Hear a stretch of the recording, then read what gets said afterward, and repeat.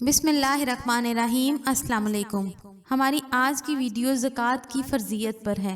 حضرت عبداللہ بن عمر رضی اللہ عنہ سے روایت ہے کہ رسول اللہ صلی اللہ علیہ وآلہ وسلم نے فرمایا، اسلام کی بنیاد 5 چیزوں پر قائم کی گئی ہے۔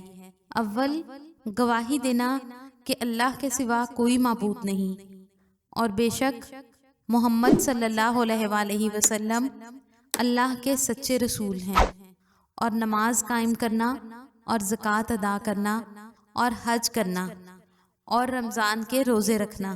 سیدنا ابن عباس رضی اللہ عنہ سے روایت ہے کہ سیدنا معاذ بن جبل رضی اللہ عنہ نے کہا کہ رسول اللہ صلی اللہ علیہ وآلہ وسلم نے مجھے یمن کی طرف حاکم کر کے بھیجا تو فرمایا، تم کچھ اہل کتاب لوگوں سے ملو گے تو ان کو اس بات کی گواہی کی طرف بلانا کہ اللہ کے سوا کوئی معبود برحق نہیں، اور میں یعنی محمد صلی اللہ علیہ وآلہ وسلم اللہ کا بھیجا ہوا ہوں۔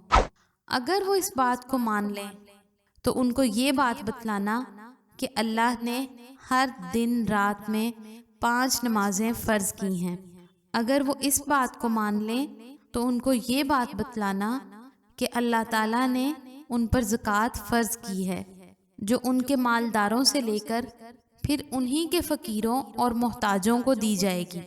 اگر وہ اس بات کو مان لیں تو آگاہ رہو کہ ان کے عمدہ مال نہ لینا، یعنی زکوٰۃ میں متوسط جانور لینا، عمدہ دودھ والا اور پرگوشت فربہ چھانٹ کر نہ لینا، اور مظلوم کی بد دعا سے بچنا، کیونکہ مظلوم کی بد دعا اور اللہ کے درمیان کوئی روک نہیں۔